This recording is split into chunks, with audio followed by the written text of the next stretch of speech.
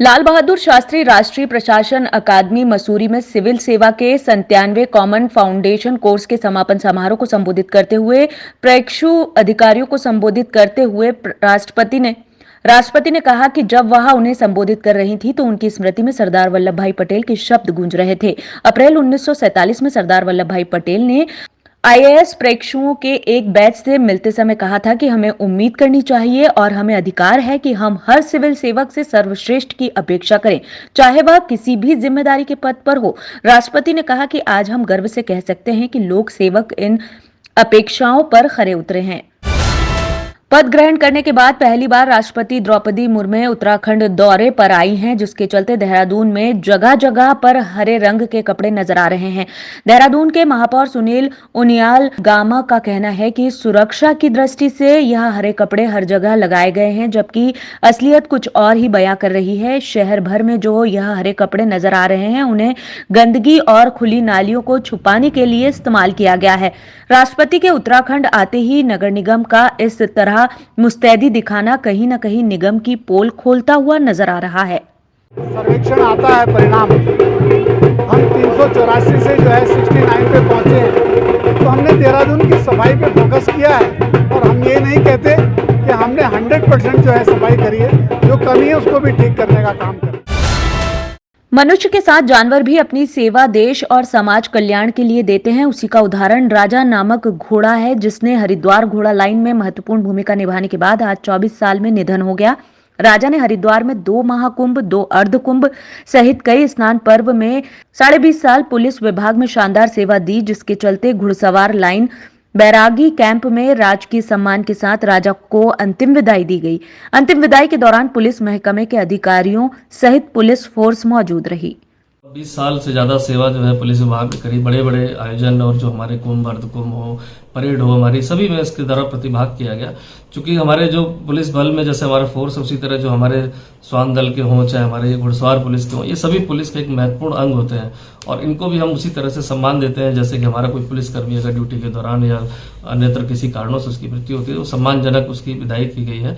और बड़ा शोक का भी विषय था कि जो कि जिस तरह से आकस्मिक इलाज चल रहा था, लेकिन इस तरह से मृत्यु होना, इससे जानकारी जब मिली तो सभी अधिकारीगण भी गए और एक परिवार की तरह, पुलिस परिवार की तरह मानते हुए इसे पूरे सम्मान के साथ आज इसकी अंत्येष्टि की गई। हिमाचल विधानसभा चुनाव में कांग्रेस को मिली जीत पर डोईवाला में कांग्रेस कार्यकर्ताओं ने डोईवाला नगर चौक में जश्न मनाया। कांग्रेस कार्यकर्ताओं ने डोईवाला चौक पर बम पटाखे फोड़कर एवं मिठाइयां खिलाकर खुशी का इजहार किया। पूर्व जिलाध्यक्ष गौरव सिंह ने कहा कि हिमाचल में कांग्रेस को पूर्ण बहुमत मिला है। यह जीत हिमाचल की जनता की जीत है और कांग्रेस कार्यकर्ताओं की जीत है, जिन्होंने दिन रात मेहनत कर पूर्ण बहुमत दिलाया। आने वाले लोकसभा चुनाव में भी कांग्रेस मजबूती से लड़ेगी और पूरे देश में जीत दर्ज कराएगी। गुजरात को छोड़ के गुजरात में ही एक भाजपा आई है, बाकी सभी जगह उपचुनाव हुए हैं, सब जगह अलग अलग पार्टियों ने वहाँ पर जीत दर्ज करी है। जो अभी तक भाजपा कहती थी कि कांग्रेस मुक्त और ये मुक्त और वो मुक्त, वो देख लिया होगा। जनता ने भी सब दिखा दिया है कि कौन सा मुक्त कहाँ लागू हुआ है। और उम्मीद करूँगा कि उत्तराखंड की जनता भी आज सोच रही होगी कि अगर हमने जो मत अगर हमने कांग्रेस को दिया होता, जीत हासिल करी होती कांग्रेस ने उत्तराखंड में, तो ज़्यादा अच्छा होता।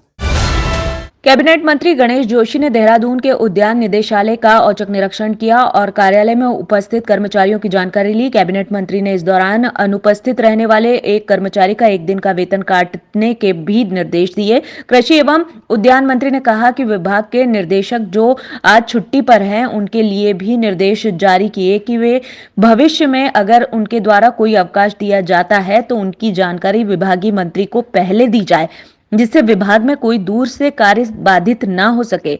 आपको बता दें कि कृषि एवं उद्यान मंत्री लगातार विभाग में संचालित हो रही योजनाओं की जानकारी ले रहे हैं। और दूर दूर से लोग डायरेक्टरेट में जो काम करने 10 के हिसाब से आते हैं। हालांकि मैं खुद आज आने में लेट हुआ, मैं 11 बजे यहाँ पर आया हूँ। और एक कर्मचारी जिसपे ड्यूल चार्ज है, सचिवालय भी रहता है, यहाँ भी रहता है, वो यहाँ पर नहीं पाया गया। जब मैंने वहाँ पर जानकारी ली, वो वहाँ पर नहीं था। और ये पता लगने के बाद कि मैंने यहाँ पर सरप्राइज विजिट की है, उसने फ़ोन पर छुट्टी के लिए अप्लाई किया है।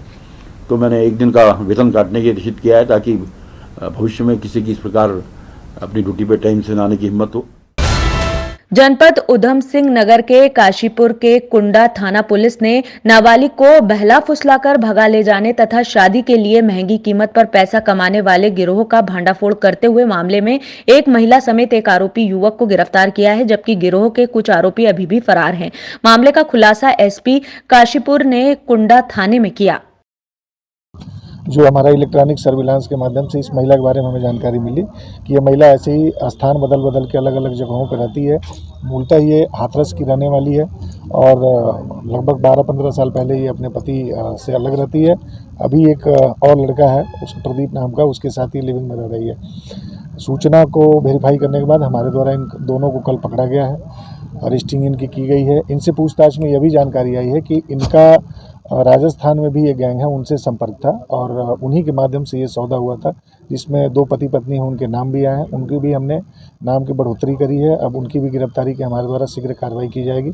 आज इन दोनों अभियुक्तों को लेकर के माननीय न्यायालय में जाएंगे, इनका रिमांड लिया जाएगा।